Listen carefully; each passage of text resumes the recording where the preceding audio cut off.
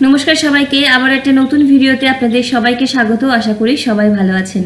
আজকে একদম নিরামিষ একটা আলুর দমের রেসিপি আপনাদের সাথে শেয়ার করব। আগে যদি এভাবে কখনো নিরামিষ আলুর দম বাড়িতে করে না থাকেন, একদিন অবশ্যই করতে পারেন। পুজোতে, ষষ্ঠী, অষ্টমী বা যে কোনো নিরামিষ দিনে বাড়িতে থাকা কিছু ঘরোয়া জিনিস দিয়ে দারুণ স্বাদের খেতে হয়।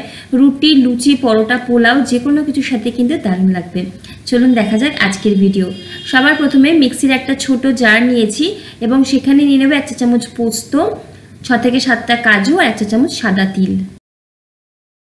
প্রথমে এই শুকনো উপকরণগুলোকে ভালো করে মিক্সিতে একটুখানি গুঁড়ো করে নেব। ঠিক এরকম করে গুঁড়ো করে নিয়েছি। এবারে এখানে 1/2 ইঞ্চি আদা খোসা ছাড়িয়ে ছোট ছোট টুকরো করে নিয়েছি, সেটা দিলাম। দিয়ে দেবো এখানে কাঁচা লঙ্কা, আমি 4টে কাঁচা লঙ্কা ব্যবহার করছি। নিজেদের ঝাল অনুযায়ী কাঁচা লঙ্কাটা কমিয়ে বাড়িয়ে দিতে পারেন। দিয়ে দেবো এখানে টমেটো। আমি একটা মিডিয়াম সাইজের, একটা ছোট সাইজের টমেটো নিচ্ছি। যদি দুটো মিডিয়াম সাইজের টমেটো না, সেক্ষেত্রে 1.5খানা নিলেই হবে। অল্প জল দিয়ে একটা পেস্ট তৈরি করে রাখবো। চাইলে শিলনোড়াতেও বেটে নিতে পারেন।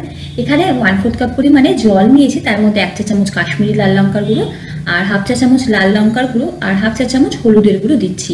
অনেকেরই লঙ্কার গুঁড়ো অপছন্দ থাকে, সেক্ষেত্রে নাও দিতে পারেন, তবে কাশ্মীরি লাল লঙ্কার গুঁড়োটা দিলে রান্নার রঙটা খুব ভালো আসে। ভালো মতো মিশিয়ে বাটিটাকে সাইডে রেখে দিলাম।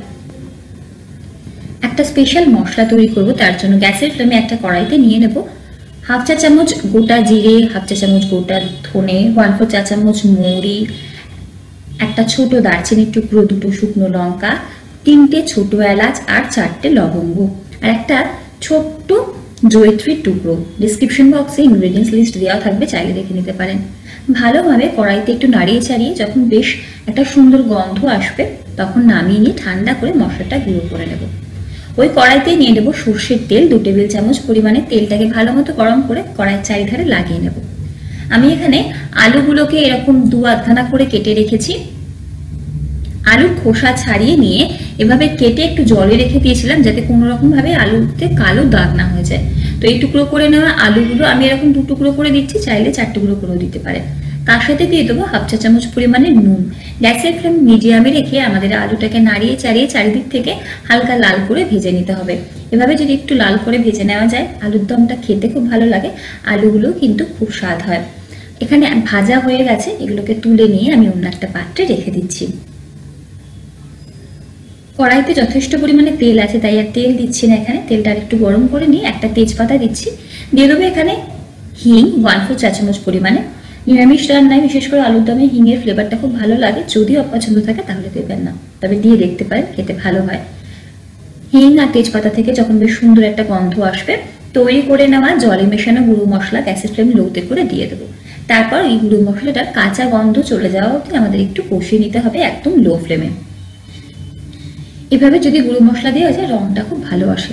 গুঁড়ো মশলার কাঁচা গন্ধ চলে গেলে তৈরি করে নেওয়া মশলার পেস্টটা দিচ্ছি। টমেটো, আদা দিয়ে যে মশলাটা পেস্ট করলাম, এবারে মিক্সির জারে যে অল্প একটু মশলা লেগে আছে, সেটাও অল্প একটু জল দিয়ে এখানে দিয়ে দিচ্ছি। এই মশলাটাকে 2 থেকে 3 মিনিট আমি গ্যাসের ফ্লেমটাকে মিডিয়ামে করে নিয়ে একটু কষিয়ে নেব, যতক্ষণ না মশলা থেকে হালকা তেল ছাড়া শুরু হয়। হালকা তেল ছাড়া শুরু হলে এখানে দিয়ে দেবো আমি গ্রেভি আন্দাজে নুন। নুনটাকে ভালো মতো মিশিয়ে দেবো। তারপর ভেজে রাখা আলুগুলো কিন্তু এর মধ্যে মিশিয়ে দেব। এই আলুর সাথে আমাদের মশলাটাকে কিন্তু 2 থেকে 3 মিনিট ধরে ভালো মতো কষিয়ে নিতে হবে, যতক্ষণ না মশলা থেকে বেশ খানিকটা তেল ছাড়া শুরু হয়। এভাবে যদি মশলা বা গ্রেভিটার সাথে আলুটাকে মিনিট 2-3 কষিয়ে নেওয়া যায়, তাহলে আলুর দমের স্বাদটা কিন্তু খুব ভালো হয়। কষানো হয়ে গেলে আমি এখনো কোনো জলের ব্যবহার করিনি। গ্যাসের ফ্লেম লোতে রেখে ঢাকা দিয়ে 3 থেকে 4 মিনিট একদম লো ফ্লেমে আমাদের রান্না করতে হবে। 4 মিনিট পর আমি কড়াই ঢাকনাটা খুলছি। মাঝখানে চাইলে একবার একটু ঢাকনা খুলে নেড়ে ছেড়ে দিতে পারেন। এই সময় যে ভাজা মশলাটা করলাম, যে স্পেশাল মশলাটা তৈরি করলাম, সেই স্পেশাল মশলাটা দিচ্ছি। এখানে আমি প্রায় 1 থেকে 1.5 চা চামচ। দেখুন মশলাটা সম্পূর্ণ গুঁড়ো করিনি, হালকা একটু আধভাঙা করে নিয়েছি। এরকম করে দিলে ভালোই লাগে খেতে। মশলাটা চাইলে রেখেও দিতে পারেন, যে কোনো রকম সবজি রান্নাতেই কিন্তু এই মশলাটা ভালো লাগে। তো এখানে 1.5 চা চামচ মশলা দিয়ে ভালো মতো সমস্ত কিছুকে কিন্তু মিশিয়ে দিলাম। এবারে এখানে দিয়ে দেবো আমি প্রয়োজন মতো গরম জল, কারণ আলুটা কিন্তু এখনো অনেকটা সেদ্ধ হওয়া বাকি আছে। গরম জল যতটা গ্রেভি চাইছেন সে আন্দাজে দেবেন। যেহেতু আলুর দম আর আমি খুব বেশি গ্রেভি রাখছি না, আমি 1/2 কাপ মতো গরম জল দিচ্ছি। ভালো মতো সমস্ত কিছুকে মিশিয়ে এখন আর আমি নুন দিচ্ছি না। ঢাকনা দিয়ে ঢেকে আলু সেদ্ধ হওয়া অবধি রান্না করতে হবে। মাঝে মাঝে আমি একবার কিন্তু কড়াই ঢাকনা খুলে একটু নাড়াচাড়া করে দিয়েছিলাম যাতে কড়াই তলার দিকটা লেগে না যায়। গ্যাসের ফ্লেমটা আমি লোতে রেখে রান্নাটা করলাম। রান্নাটা কিন্তু খেতে খুব স্বাদের হয়। দেখুন আলুর দমের দারুণ একটা কালার এসে গেছে আর আলুগুলো কিন্তু খুব সুসিদ্ধ হয়ে গেছে। এই সময় একবার চেক করে নুন ঝালটা অ্যাডজাস্ট করতে পারেন, চেরা কাঁচা লঙ্কা দিতে পারেন। এখানে আমি আর নুন আর ঝাল কিছু দিচ্ছি না, একদম ঠিকঠাক আছে। দিয়ে দেবো 2 চিমটি চিনি। চিনিটা রান্নায় ব্যালেন্স টেস্ট দেয়, তাছাড়া নিরামিষ রান্নায় চিনি দিলে একটু রান্নার স্বাদটাও কিন্তু ভালো হয়। অপছন্দ হলে নাও দিতে পারেন। আর 1/4 চা চামচ পরিমাণে রোস্টেড কস্তুরি মেথি। কস্তুরি মেথিটাকে তাওয়াতে নাড়াচাড়া করে যখন মুচমুচে হয়ে গেছে তারপরে হাত দিয়ে গুঁড়ো করে দিলাম। এর বদলে ধনে পাতা কুচি দিতে পারেন 1 টেবিল চামচ পরিমাণে। আর সব শেষে অল্প একটু ঘি দিচ্ছি, এটা অপশনাল, তবে ঘিটা দিতে পারেন।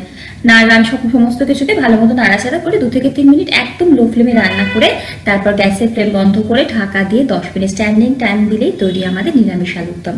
রেসিপিটা অবশ্যই বাড়িতে তৈরি করে জানাবেন কেমন লাগলো। ভিডিও ভালো লাগলে লাইক কমেন্ট শেয়ার করার অনুরোধ থাকবে। আর চ্যানেলে নতুন বন্ধুদের কাছে অনুরোধ থাকবে চ্যানেলকে সাবস্ক্রাইব করে পাশের বেল আইকনটা প্রেস করতে, যাতে যখন ভিডিও আপলোড করবো নোটিফিকেশনটা আপনাদের কাছে পৌঁছায়। দেখা যায় পরের ভিডিওতে। আপনারা ভালো থাকুন, সুস্থ থাকুন, হাসি খুশি থাকুন। ধন্যবাদ।